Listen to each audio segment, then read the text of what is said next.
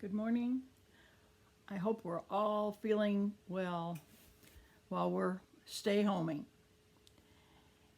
Our book today, which we're going to review, is another Brother Cadfael. It's the third in the series, and it's called, why can't I remember, Monk's Hood.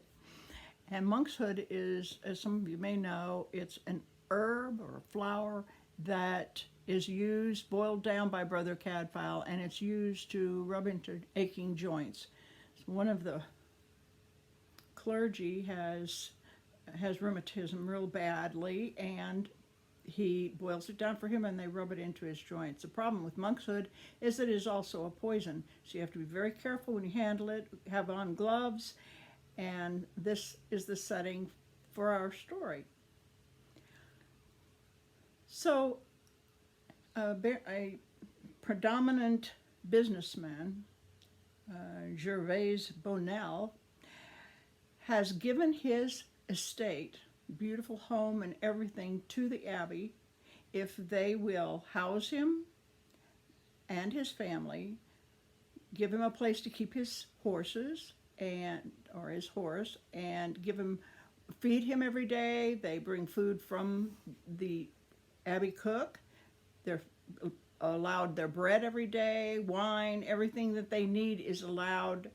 And they have the apothecary, they have the hospital, they have everything they need in the town of Shrewsbury, close to the Abbey, so that they can, and in exchange for the rest of their life, he and his wife for the rest of his life, and his son, while they are preparing a big feast to welcome him to Shrewsbury. And the cook has prepared a special treat for Bonnel, and unfortunately it's very upsetting, but he becomes poisoned. And one of his sons, he has two sons there, one he is having an altercation with, and one that is one that he gets along well with, but the one that he had the altercation with, he was supposed to be leaving all of his lands to, and then he reneged on that and said, no, I'm going to leave it at the Abbey so they'll take care of me. At any rate, so he's the primary suspect because he has the most to gain from this poisoning. Brother Cadfael has decided he's going to, or he's appointed to, find out what happened and why his medicine, his monk's hood from his apothecary, was used to poison Monsieur Bonnel. Well, I guess Monsieur would be French, so it wouldn't be in the medieval times, but so it goes, and he helps hide him. This mystery travels all over the Shrewsbury, all over the Abbey, and then to neighboring villages and towns, trying to locate all the family members, discuss with all the family members what could have gone wrong. And there are a lot of intricate plots here.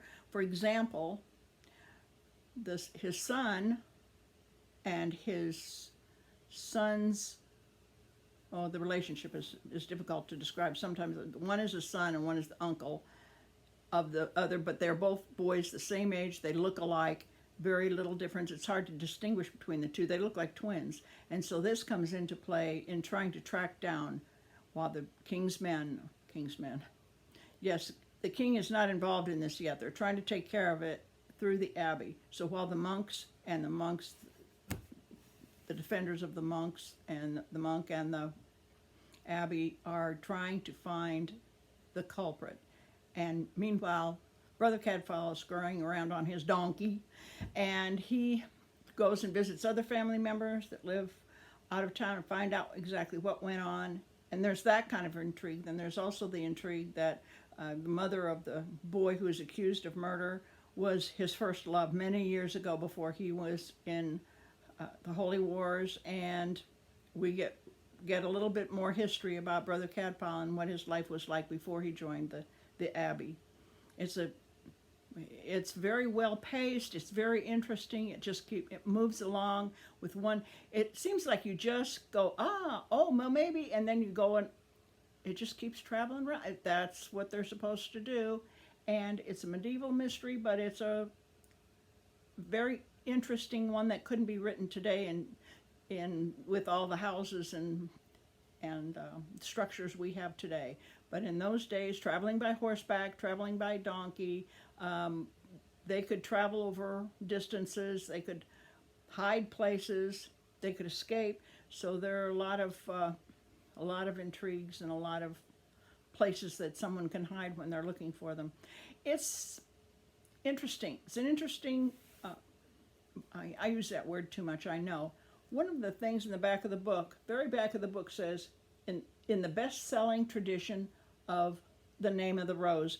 And for those of you who have listened to my reviews since the first one, you know that The Name of the Rose was one of my favorite books. So here you go.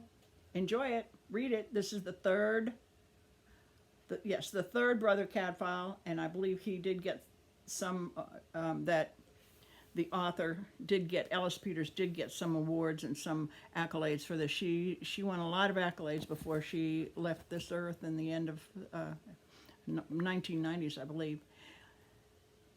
And I would say this one is right up there with one of my favorites. She has some very clever little loops and crannies and mysteries in this. And read it, enjoy it. It's the third book. I'm waiting for the fourth book to come, which is due to be here in the next 5 days. So I'm reading in the interim another of my John Sanford's, not mine, but yeah, that I bought. It is the third book in the series and follows up on the Sanford book, I Just Pray Mystery, I just reviewed a couple of books ago.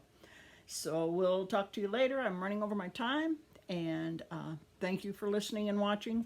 And I hope you read. It's fun. It's escape. Bye.